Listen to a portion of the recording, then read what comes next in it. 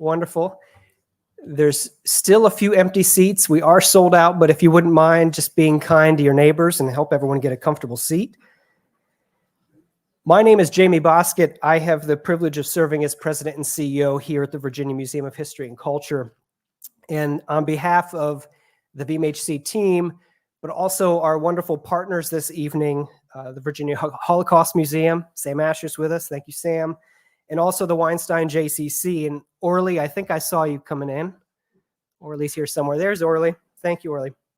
We're thrilled together, these three organizations, to welcome you to this very special event, A Better Life for Their Children, a Rosenwald School Journey. If you have not yet been here to visit the exhibit that's just upstairs in the Good Gallery, titled A Better Life for Their Children, Julius Rosenwald, Booker T. Washington, and the 4,978 Schools That Changed America, I commend you to do so. It is a wonderful exhibit with a deep story and much of what you'll hear tonight, but getting up close to these incredible photographs is an important part of the experience. Having these inspiring photographs of Andrew Feiler on display, along with artifacts and stories that connect with the nearly 400 Virginia Rosenwald schools, has been both an honor and in many ways a passion project for us here at the VMHC. And one other shout out I'll make, I think I saw some friends from William and Mary from the Bray School Lab who are also great collaborators in assisting with the oral history project that accompanies this exhibit. We're thrilled to have Andrew here with us this evening to share in his journey through the beautiful and moving photography he has captured and left for posterity. Andrew is, of course, a talented photographer, but he is also a talented author, a fifth-generation Georgian, raised in a Jewish household in Savannah. He and his art have been shaped by the rich complexities of the American South. His work has been featured in the Wall Street Journal, Smithsonian Magazine, The Forward, as well as on CBS, PBS, and NPR. His prints have been displayed in galleries and museums such as the National Civil Rights Museum in Memphis, the National Center for Civil and Human Rights in Atlanta, the International Civil Rights Center and Museum in Greensboro, North Carolina. His photographs are in public and private collections throughout the country, including the Library of Congress and the Smithsonian Institution's National Portrait Gallery. And I'm very proud to say, now in the collection of this fine institution as well.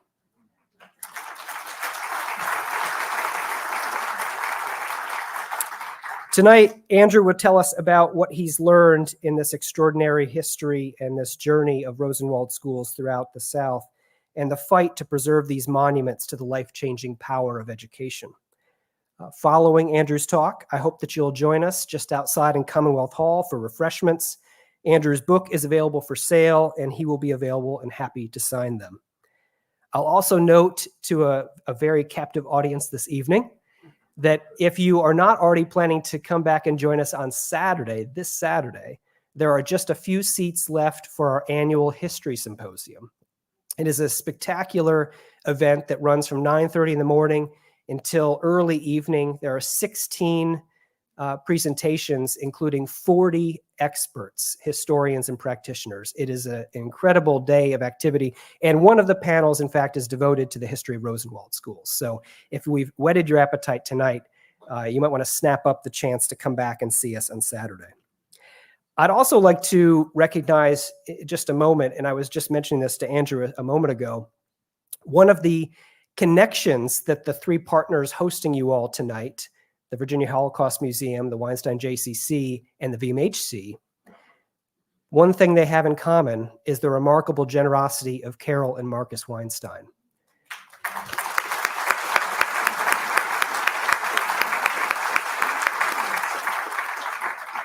The Weinsteins have given very generously of their leadership, and they have supported these three institutions in an incredible way. So we recognize them and also thank them for, in fact, sponsoring tonight's event as well.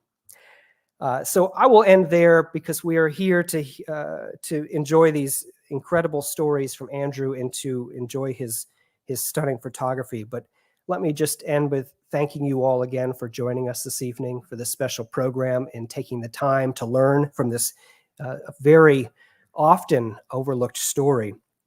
I'd like to recognize the wonderful members of the VMHC. I know many of you here support this fine institution. We thank you so much, as always, for your generous support. As you know, we do not receive state operating support. This State History Museum, one of the oldest in the nation and the oldest museum in this Commonwealth, is made possible through your support. So thank you for that. And also, I'd like to recognize the generous supporters that are with us this evening who support the Holocaust Museum and also the JCC. These two incredibly impactful organizations, together with the VMHC, play such an important role, I think, in the betterment of our community. So we're proud to join together, and I thank you all for your support of any or all of these wonderful organizations. If you would please now join me. Yes. Please join me in a very warm welcome for Andrew Feiler.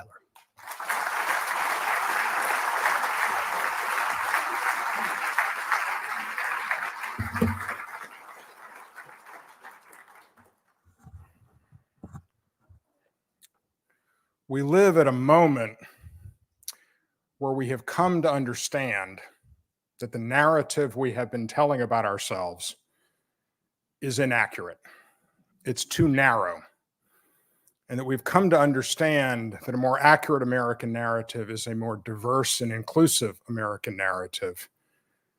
And no organization that I have been affiliated with talks that talk and walks that walk better than Jamie Boskett and his team here at the VMHC. So I just want to...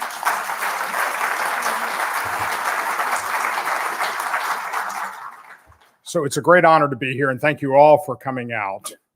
I'm going to start with two premises.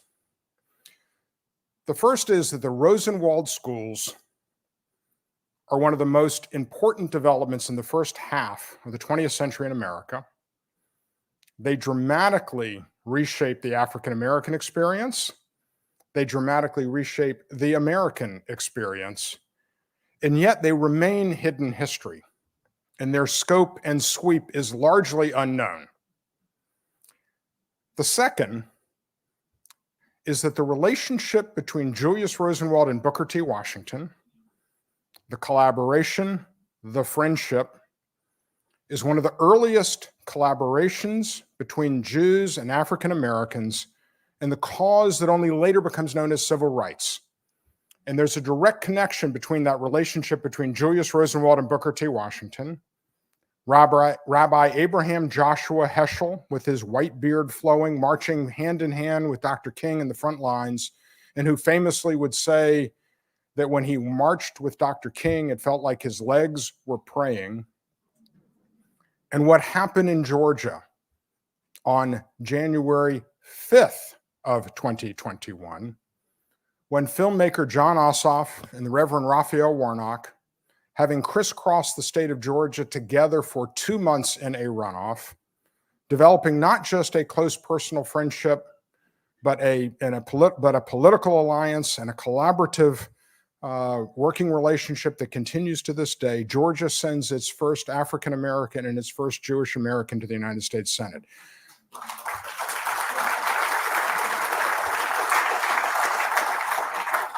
And to be clear, that's not a political statement, it's an historical statement.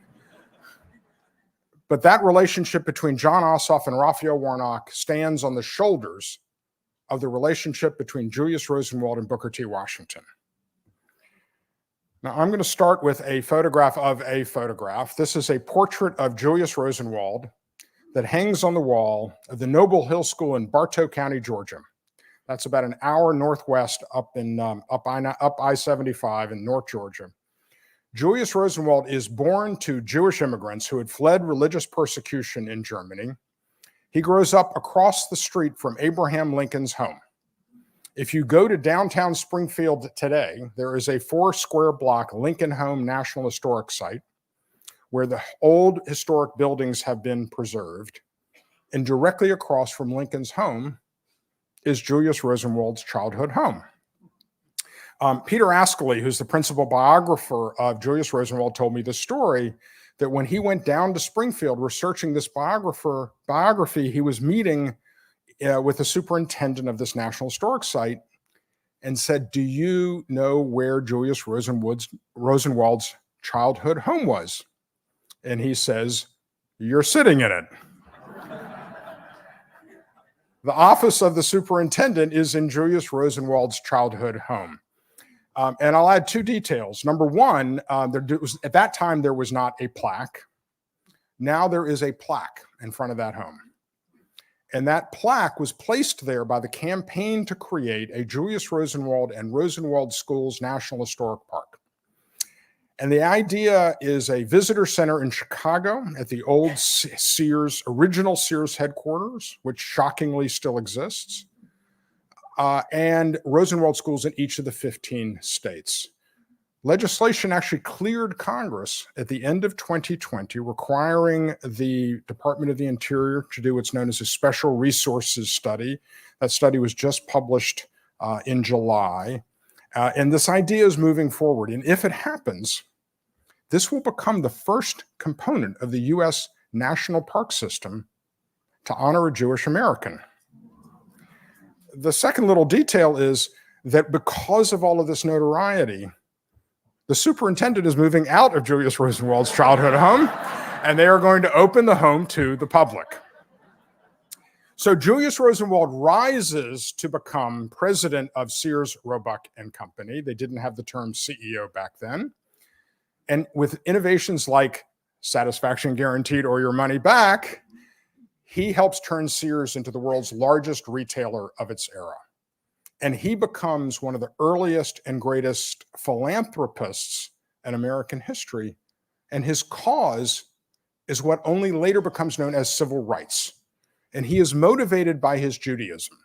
He sees America as a safe haven from anti-Semitism, and he sees that safe haven weakened by how America treats her African-American citizens. And he says, I believe in America, but I do not see how America can go forward if part of its people are left behind. This is a portrait of Booker T. Washington that hangs above the mantle of the president's house at what is now Tuskegee University. Booker T. Washington, born here in Virginia into slavery, attends Hampton College, becomes an educator, and is the founding principal of the historically Black college in Tuskegee, Alabama, originally known as Tuskegee Institute.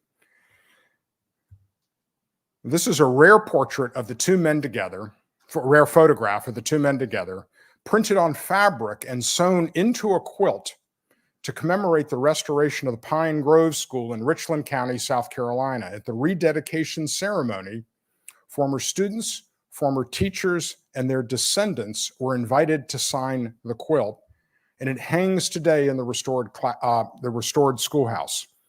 The image on the cover of my book is actually a photograph of the restored classroom in the Pine Grove School, and you'll see this quilt hanging in the back left-hand corner. Now, these two men meet in 1911, May 18th, 1911, and you have to remember that 1911 is before the Great Migration. Great Migration begins later that decade. 90% of African Americans live in the South. At the end of the Great Migration, which is roughly 1970, 56% of African Americans live in the South. It's one of the largest internal displacements of people in human history. But in 1911, 90% of African Americans live in the South, and public schools for African Americans are mostly shacks, with a fraction of the funding provided for the education of white children. Many jurisdictions do not even have public schools for African Americans. And so these two men seek to change that. And originally, Booker T. Washington invites Julius Rosenwald to become a board member at Tuskegee. Later that year, in 1911, Julius Rosenwald takes the train down to Tuskegee, likes what he sees, agrees to serve on the board, but the two men like each other, and they develop this friendship, and they keep talking. What can we do together? And in 1912, they create the program that becomes known as Rosenwald Schools. This is a photograph of students and teachers out in front of the Jefferson Jacobs School in Jefferson County, Kentucky, otherwise known as Louisville. And I want to talk about the design of the program because it came out of both men's experiences, and it's hugely innovative and important. They reach out to the Black communities of the South, and they say, we want you to be a full partner in your progress. So if you will contribute to a school, and we will count as your contribution cash, land, material, or labor, and if you will reach out to the school board, the white school board, because we want to be deliberate about creating a black-white dialogue for future, is a vector for future progress, and these have to be public schools. So while we would welcome the school system's contribution, at a minimum, the school system has to agree to own, maintain, and staff the school, pay for the teachers. If you do those two things, Julius Rosenwald will make a substantial contribution towards school construction. Now, think about this. The Black community has to contribute. This is one of the earliest examples of challenge grants in philanthropic history. The white school system has to be involved.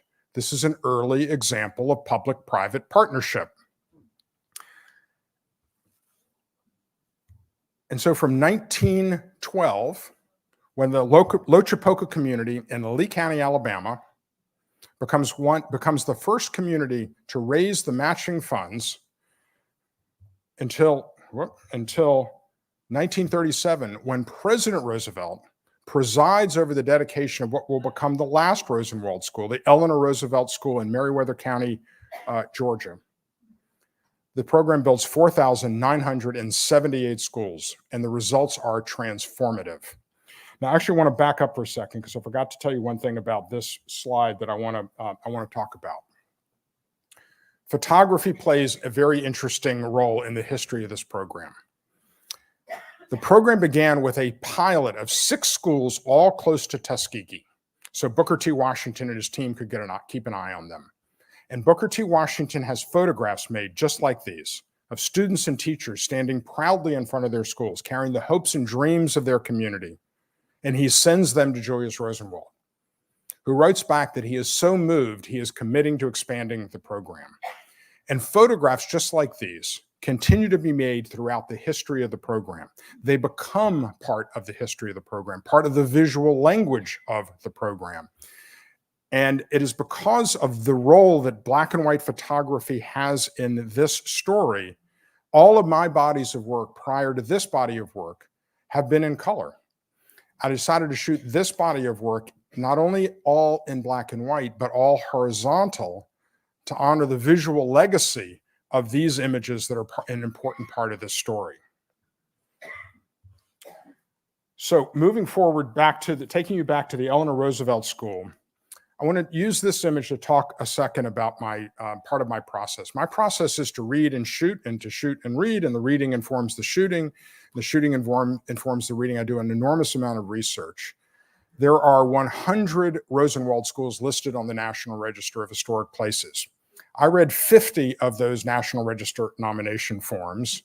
And indeed, in 2013, my wife and I purchased an old industrial building in Atlanta, not knowing anything about its history. We spent a year in design and permitting and a year in renovation, and we converted it into our home. And we did the research and found that it actually had a unique history in the early civil rights movement, going back to the progressive era of the first decade of the 1900s. I knew how valuable these National Register nomination forms were because I've written one. And we have a little plaque out in front of our building. And the story I'm about to tell you from this school comes from the National Register nomination form.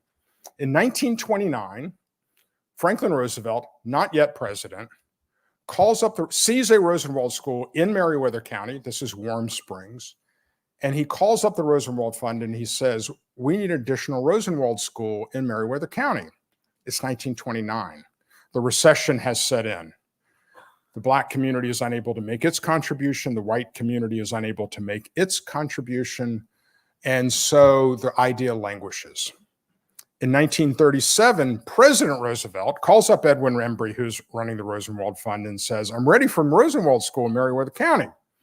Well, the program actually formally ended in 1932. So from 1912 to 1932, the program builds 4,977 schools. And Edwin Embry says to President Roosevelt, well, Mr. President, the program formally ended 5 years ago. But for you, Mr. President. And so they agree to build one final Rosenwald school. The Black community makes its contribution. The school system makes its contribution. The WPA contributes. And the head of the WPA is in the Oval Office reporting to President Roosevelt, who asks for the update on this schoolhouse. And he's told, the president is told that they're $1,000 short. And in the Oval Office, President Roosevelt pulls out his checkbook and writes the $1,000 check that closes the gap. And later that year, he presides over the dedication of the Eleanor Roosevelt School. Now, you'll see at the time that I'm out shooting this work, there is a for sale sign in front of this building. The schoolhouse closed in 1972. It was sold to a family in the cabinet business, which bricked up the windows, used it for cabinet storage. And when I was out and about, the schoolhouse was for sale. And I'm pleased to report that through the work of the Georgia Trust for Historic Preservation, the building has now been acquired, preservation easements attached to it, and a brother-sister team are now working to raise the funds to restore this schoolhouse and turn it into a museum and community center. So I said that the results are transformative. There are 2 economists from the Federal Reserve Bank of Chicago who have done 5 studies of Rosenwald schools. And what their data shows is that prior to World War I, there was a large and persistent Black-white education gap in the South. That gap closes precipitously between World War I and World War II. And the single greatest driver of that achievement, and it is an achievement, is Rosenwald schools. In addition, many of the leaders and foot soldiers of the civil rights movement to come through these schools. Medgar Evers, Maya Angelou, multiple members of the Little Rock Nine who integrate Little Rock Central High, and Congressman John Lewis all went to Rosenwald schools.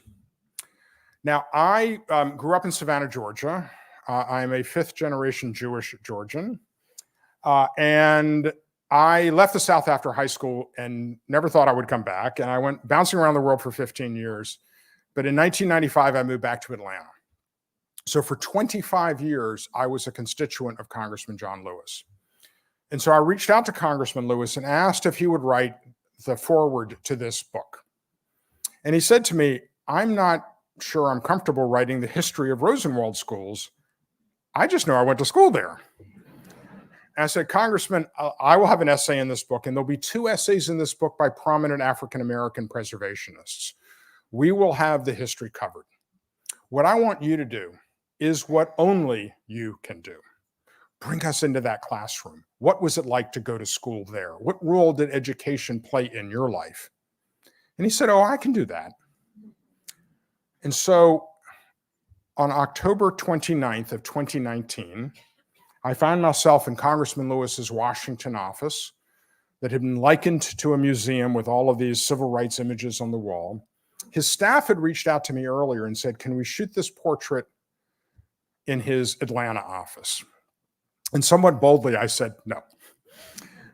Because to me, the location of these images is part of the story. And I wanted this set in his Washington office because it was a statement of power and a statement of achievement. You'll also note, as you see some of the other portraits here, I never told anybody what to wear because I wanted them to have agency in how they helped me tell their connection to this story. And I never told anybody what expressions to put on their face because I wanted them to be authentic in connecting with this narrative. So I found myself in this Washington office, sitting around this round table in the middle of Congressman Lewis's office, working on the introduction. His jacket was draped behind his chair. And at the end of our time together, he put his hand down on the table and he said, "It's perfect, don't change a word." And he stood up and put this jacket on. And you'll see this cancer awareness ribbon on his lapel. And he said, "Should I take this cancer awareness ribbon off?" And I said, "Congressman Lewis, I want the authentic you, and that is the authentic you, leave it on." And it was exactly 2 months later, on December 29th of 2019, that Congressman Lewis went public with the pancreatic cancer diagnosis that would take his life the next year. This is the Emory School in Hale County, Alabama, the oldest known surviving Rosenwald school from about 1915. They didn't keep perfect records at the beginning of the program. And I had never heard of Rosenwald schools. until February of 2015. I had just turned in an earlier book to my publisher that would come out later that year. I was thinking about what I was going to do next, and I found myself at lunch with a woman named Jeannie Syriac.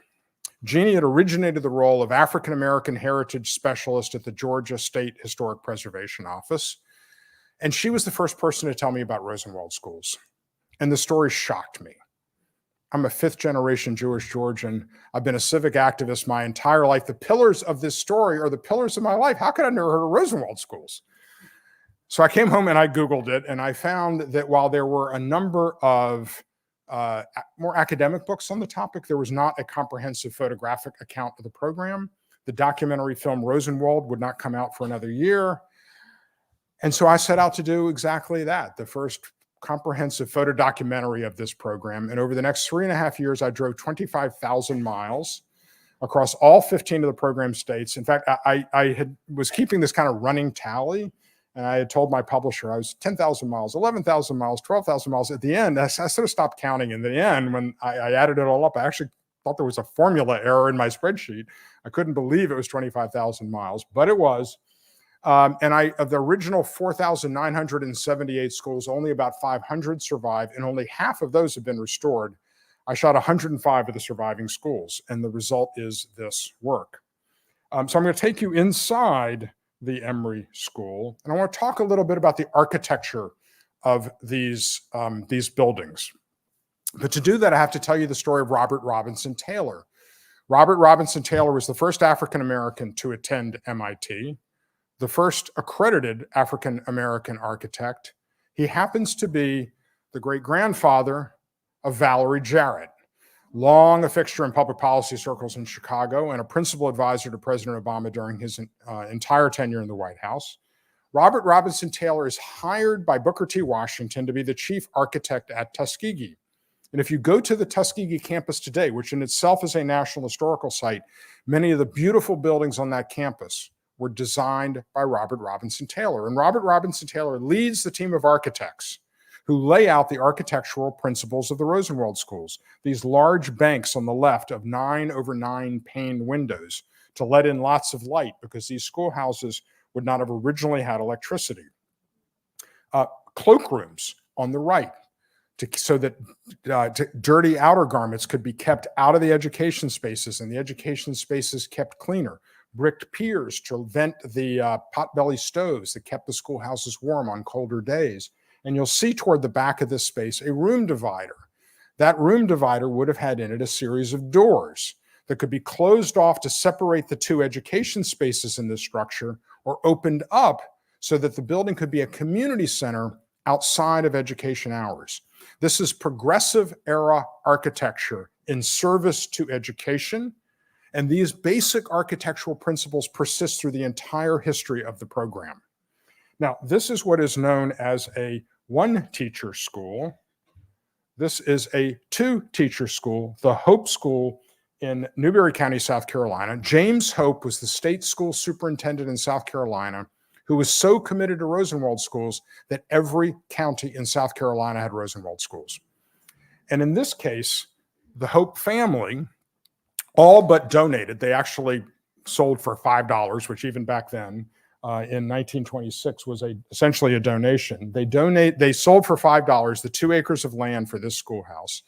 And in appreciation, the community named the schoolhouse after James Hope, the Hope School. The schoolhouse closed in 1954 and fell into disrepair. And Ron Hope, the grandnephew of James Hope, was a career Army officer, retired back to Newberry County, South Carolina. And he said, I'm on a pension from the United States government, from the United States people. What can I give back? He single-handedly, literally single-handedly restored this schoolhouse. If you go to the National Museum of African American History and Culture on the National Mall, you will find from this schoolhouse 6 school desks, 1 potbelly stove, and the original sign proclaiming Hope School. This is a 2-teacher school. This is a 3-teacher school, the Pleasant Plains School in Hartford County, North Carolina. Now, the architectural guidelines of the Rosenwald Schools program was that the architecture was to be modest. That was in part to save cost and in part to avoid attracting the ire, otherwise known as arson, of the local white citizenry. But this schoolhouse has a cupola. Sorry, I jumped ahead of my narrative. There was another guideline, which is that there should be no cupolas. And the reason for that was that an architectural advisor to the Rosenwald Fund, Fletcher Dressler, who worked for, who was a professor at the George Peabody School in Nashville, which is now part of Vanderbilt, created what I call the no doodads rule, no cupolas. And the reason for that was that he saw the cupola as derivative of church architecture, and that on a schoolhouse it violated separation of church and state. Now, of the 105 Rosenwald schools that I went to, 3 of them have cupolas. Remember, the African-American community has to contribute, and they count cash, land, material, or labor. This community wanted a cupola, and they built a cupola. But what's more important is that what this signals, this is African-American community agency in 1920 Jim Crow, North Carolina.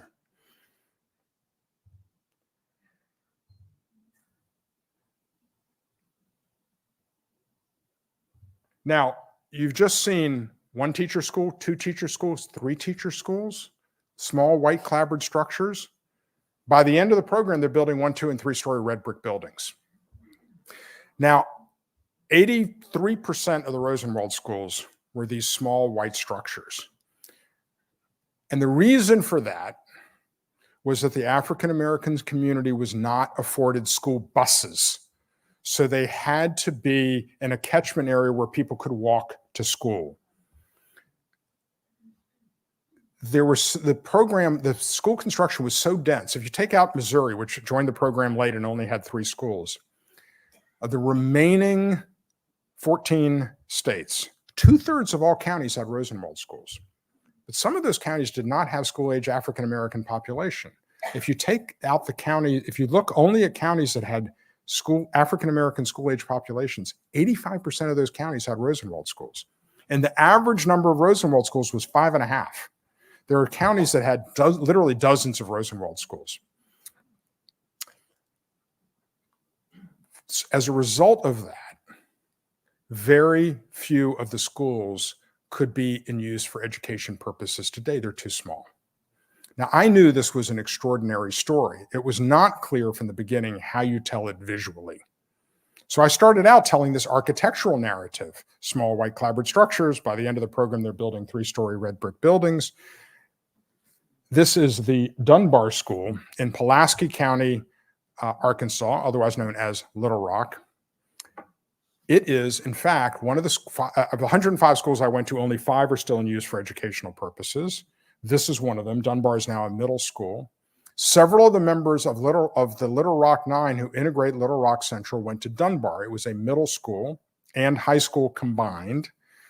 And if this architectural detailing of Art Deco looks familiar, it's because the architect of Little Rock Central was the architect of Dunbar.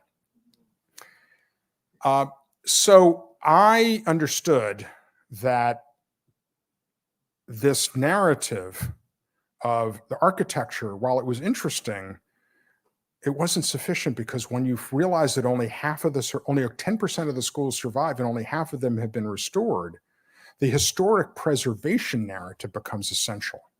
And given that the schoolhouses were so small, the adaptive reuse narrative becomes important. And to tell those narratives, I had to get inside, and suddenly I needed permission. And that's when I meet all of these extraordinary individuals, former students, former teachers, preservationists, and I bring their narratives into this broader story with portraiture. These are the Pleasant Hill quilters at the Pleasant Hill School in Cass County, Texas. 3 of these women had parents who attended Rosenwald schools. 3 of these women attended Rosenwald schools. And the woman in the front row in the center, LaJoyce Flanagan, was a teacher in this school. And when the schoolhouse fell into disrepair, these women came together and they started to make quilts. And they sold quilts to raise the money to restore the schoolhouse. They have turned it into a community center. and they gather on most Mondays in the schoolhouse to quilt. And I'll just add, I commissioned them to do 2 quilts for us, and they're in our home today as bedspreads. Now, this is the Lincoln School in Bledsoe County, Tennessee. Notice the pressed tin that covers all of the walls and ceilings in this schoolhouse. Another example of African-American community agency, this in 1920s Jim Crow Tennessee, and also the extraordinary pride that this community had in its schoolhouse.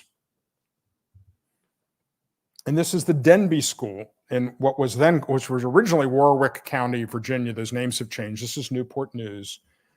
Beatrice Combs attended this schoolhouse. And when the schoolhouse closed, she and her husband bought the schoolhouse and promptly got into a fight. He wanted to turn it into a bar. She said, "Over my dead body." And so they rented it out to 2 families. It's a 2-classroom school, 2-teacher school. They have 1 family in each classroom. And Beatrice Combs joins an evangelical church that is meeting in a strip mall.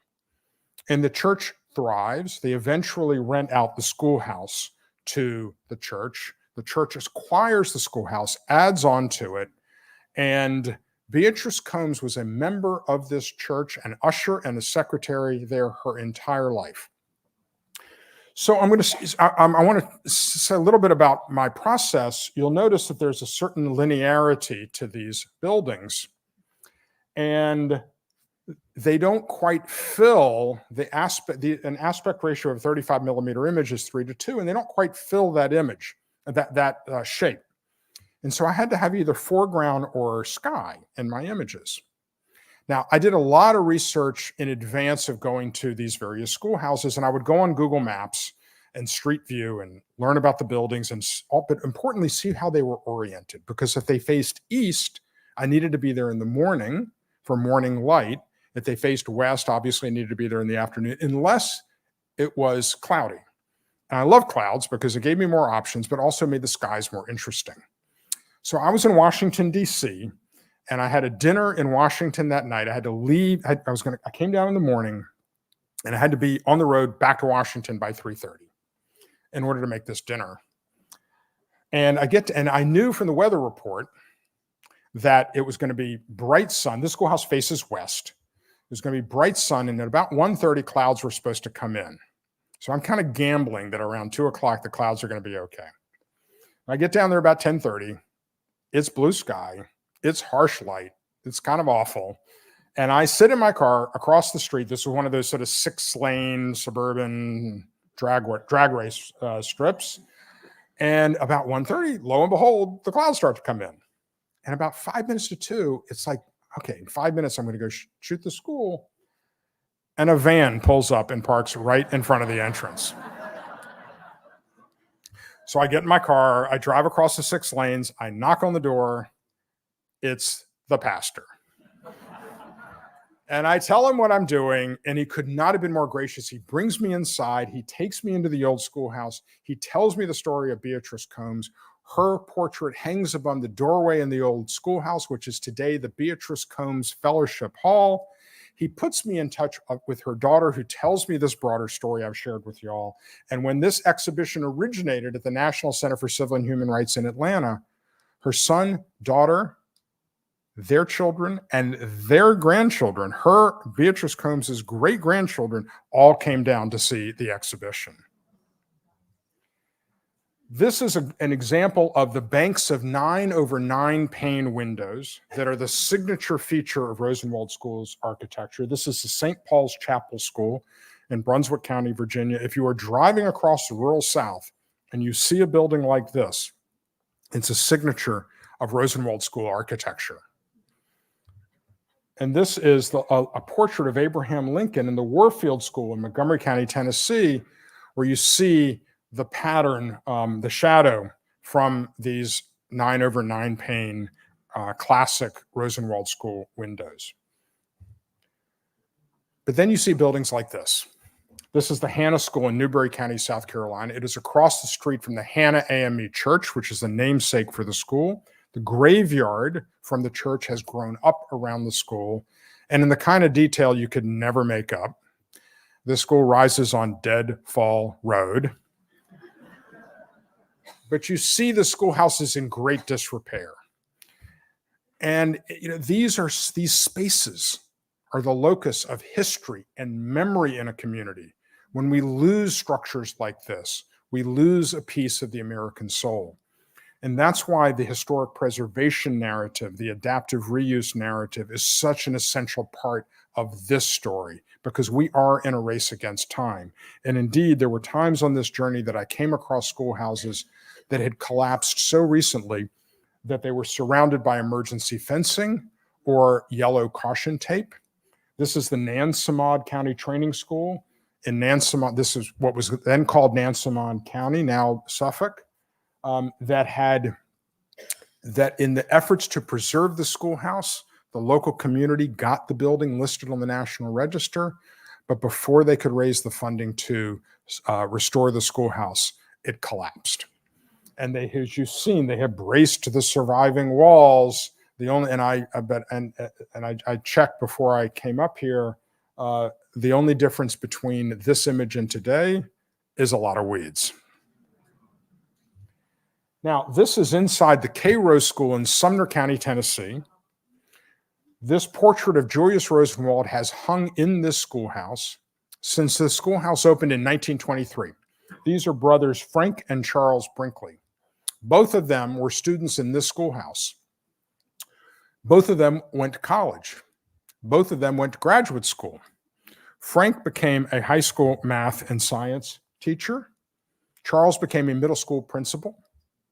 They have 4 sisters, all of whom went through this school, all of whom went to college. And these 6 siblings had 10 children. All 10 children went to college. That legacy may not have happened without this schoolhouse. This is the Bay Springs School, Forest County, Mississippi. This is the story of Vernon Damer Sr. Vernon Damer's grandfather had donated the 2 acres of land for the school. And when the schoolhouse closed in 1958, the grandfather had been smart enough to build in a reversionary clause. So the schoolhouse reverted to Vernon Damer, who turned this schoolhouse into a locus of civil rights activism. SNCC met here. The NAACP met here. And when Vernon Damer, who was head of the NAACP in Forest County, when he drove African Americans into Hattiesburg to attempt to register to vote, he would have them park behind the schoolhouse so they could not be identified by their vehicles and harassed. As you can imagine, this drew the attention of the KKK. And Vernon Damer and his wife, who lived just behind the trees on the right side of the schoolhouse, on the night of January 6, 1966, January 10th, 1966, the schoolhouse was, their home was firebombed by the KKK. And Vernon Damer stood in the front window of their home with a gun trying to hold the attackers off while his wife Ellie got their children out the back door. And Vernon Damer died as a result of his injuries in that fire. This is Ellie Damer. Inside the Bay Springs School, Ellie Damer attended a different Rosenwald school in Mississippi, went off to college, came back, taught in this schoolhouse. And when the schoolhouse closed in 1958, because the state of Mississippi had built a brand new consolidated segregated school, 4 years after Brown v. Board, the state of Mississippi is building brand new segregated schools. Ellie Damer was denied employment in that new school because of her husband's activism. And she had to get a job working in a school district 35 miles away, and she taught there for the next 21 years. She built a new home on the site of their destroyed home. There is a historic marker in the front yard. She still lives in that home. She is 98 years old today. And this is the last schoolhouse I'll show you. This is the Hopewell School in Bastrop County, Texas.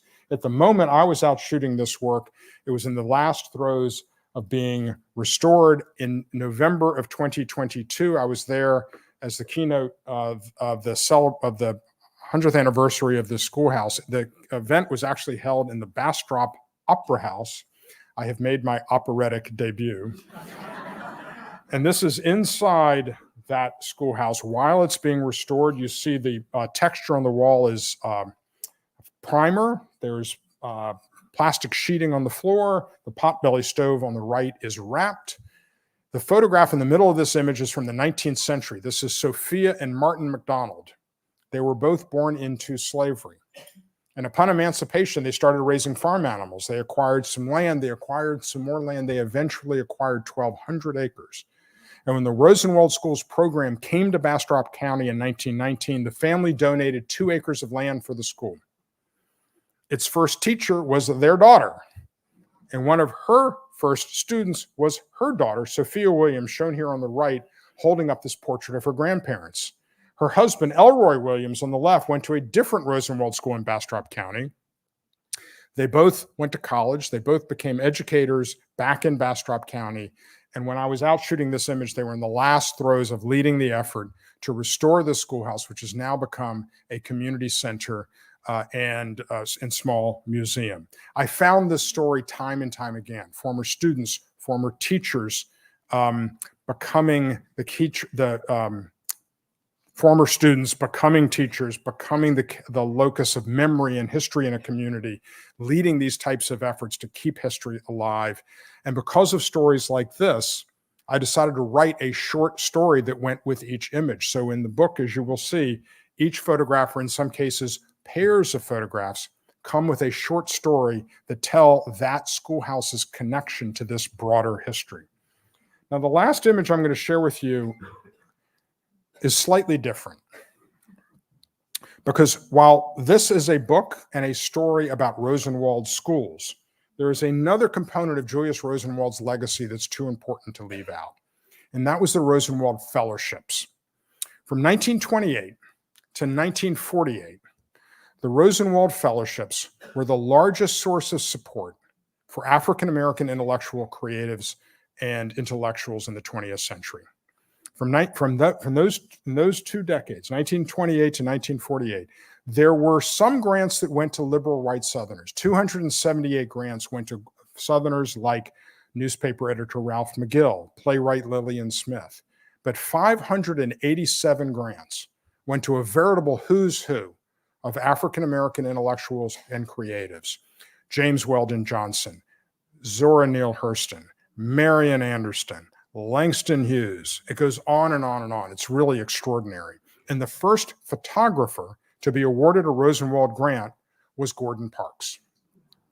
Now, Gordon Parks was really one of my heroes and models in photography. I had the great privilege of spending some time with Gordon Parks in 1993 when he was on book tour for his memoir, Voices in the Mirror. And it's through Gordon Parks that I learned that photography can be a form of activism.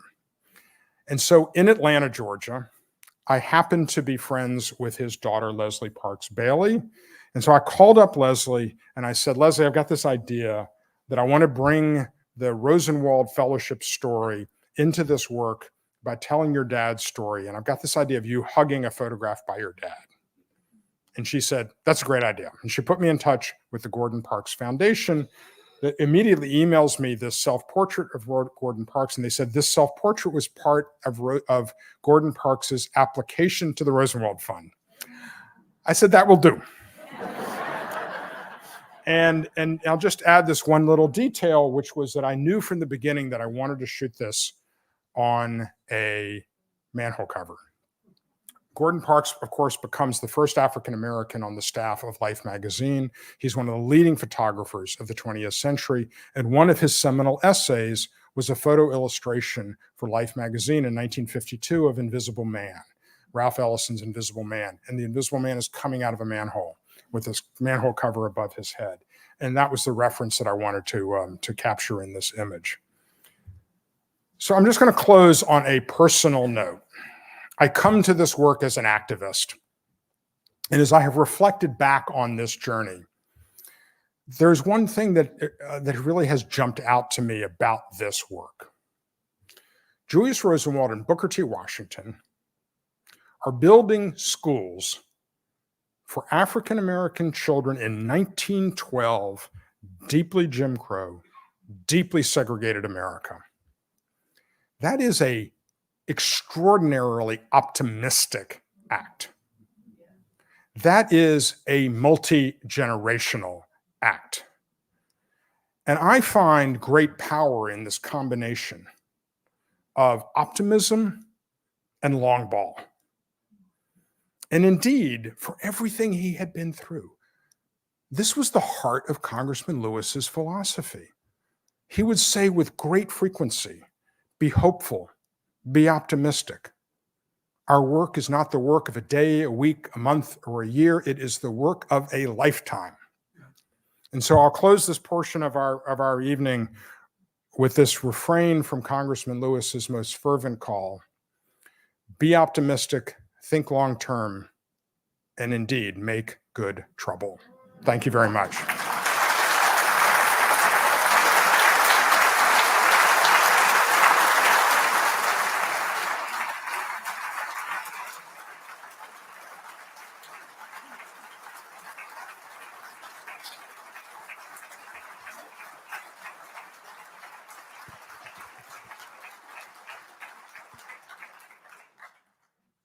Happy to take some questions here. We got two folks with microphones. Raise your hands and they will get to you.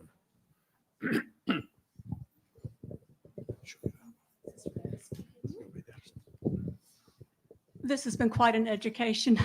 It's only been an hour, but I feel invigorated. My name is Marcia. I spent much of my life as a photographer here in Richmond. There is a Rosenwald School on the Northumberland Highway going north towards sort of the Potomac area. There is a two-story Rosenwald, now called a high school. I think originally they weren't allowed to call black schools high schools. They had to be called technical or training schools. Anyway, this one seems to be under care. I was there in July. It's padlocked.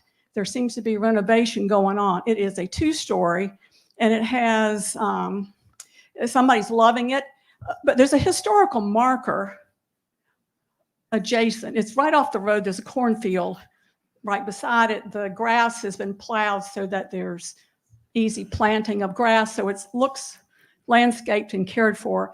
I could not get into it. I could hold my phone up with the camera on to a window. And this school has 6x6 windows, sash windows, but they're very tall and narrow. So the proportions are a little bit different. But the historical marker says Rosenwald School. There is no mention of Booker T anywhere on either side of that marker.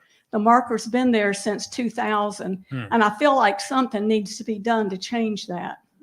And I don't know whether you know how, but I thought I'd drop it. Well, I'm going to address a different part of your question. If you're interested in getting engaged in helping preserve Rosenwald schools in Virginia, I'd encourage you to talk to the folks here at the VMHC. They have great connections with the Rosenwald community. The additional content, the local content that was added to this exhibition to bring this narrative and root it more in the Virginia story is fantastic. It's extremely deeply researched. It's very well presented, and they can help you get in touch with the folks at places like Preservation Virginia and the Virginia State Historic Preservation Office. Hi, thank you so much for coming here and telling this important story. I have 2 points. First, this lovely lady right here is 92 years old. She's my mom, and she attended a Rosenwald school in South Carolina.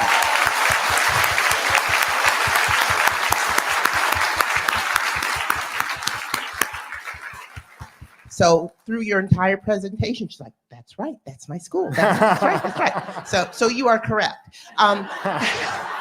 Nothing like getting fact-checked by a teacher. But my actual question is, I saw a few photos of schools in Virginia. Could you tell us how many schools were in Virginia? That, I don't know the number off the top of my head. It is in the exhibition. There were 384 school buildings in Virginia. And Elizabeth, how many survive? About a third. That's actually a very high percentage. And I'll give you an example. In the state of Louisiana, there were about 300 Rosenwald schools. There's 18 left.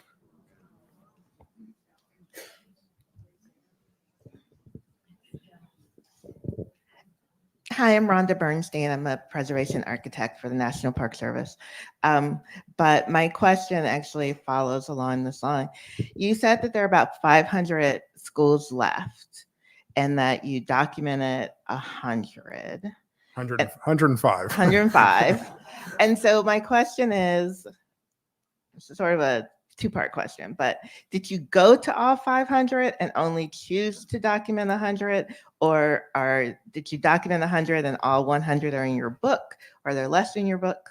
How exactly did that work? Yeah. So there's a couple answers to your question. I did not go to all 500. I went to 105. I went to about 108.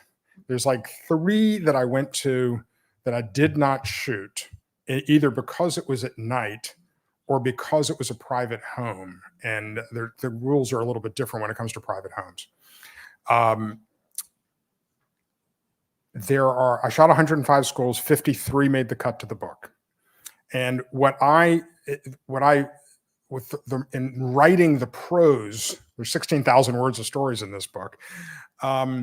In writing those stories, I was conscious of 2 narratives, what I call the horizontal narrative and the linear and the vertical narrative. The horizontal narrative is that from beginning to end, I wanted to tell a complete comprehensive story of the Rosenwald Schools initiative. The vertical narrative is how each individual image connects not only to that horizontal narrative, but to the wider sweep of American history.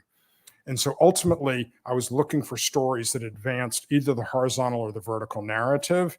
And that's what helped guide the decision as to which schools made the cut from the 105 to the 53. Elizabeth?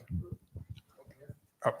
I think you'll be excited to know that in 2 weeks at the board meeting of the Virginia Department of Historic Resources, the other occupant of this complex, they will be voting on a historic nomination for the Rosenwald Felt School in Galax, Virginia. And indicative of what you're saying about the different schools, it's called the Rosenwald Felt School because Mr. Felts, who ran a detective agency, gave the land, and he was a white gentleman, gave the land for the school. So they named it the Rosenwald Felt School in his honor. So it's pretty exciting. And that school is actually still standing very well. It's still in use as a Head Start center for the city of Galax. Wow. Been adapted a lot over the years. You have to look pretty hard to see the original structure, but hopefully they'll approve that in 2 weeks, and then it'll be approved at the national level as well. That's great. I'm going to add just one little, if you look at the images of schoolhouses, I have this particular nomenclature that I use to title those images. And one of the beginning is the name of the schoolhouse. The community named the schoolhouses. And remember, the African-American community is having to contribute. And remember, this is an African-American community already being taxed to pay for white schools. And they would often name the schoolhouses after the adjoining church because the church would often either coordinate the fundraising campaign or donate the land. Sometimes it were named after figures in African-American culture. There's 5 or 6 schools named after poet Paul Dunbar. The Warwick School, which you saw earlier, which has the portrait of Abraham Lincoln on the wall, that was named after the person in the community that coordinated the fundraising effort. So your story about Felt and Rosenwald, that was typical of the kind of decisions that the community had to make. The other components of my story are the county, because the money flowed through the county school board, the state, of course, the opening date, but also the closing date. And the reason for showing the closing date is to highlight the fact that the response to Brown v. Board, which is 1954, varies not just by state, but by individual school district. Some of these schoolhouses were open into the early 1970s. Andrew, as our evening comes to a close over here, I'd like to turn some questions to the audience just quickly. First, thank you for pointing out we have alum here, but I have a sneaky suspicion we may have others. If you are an alum of Rosenwald School, would you please raise your hand?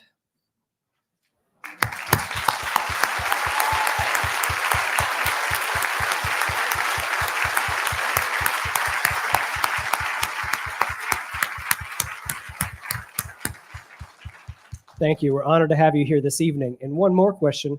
If you are responsible for caring or supporting the restoration work or the preservation of Rosenwald schools, would you please raise your hand?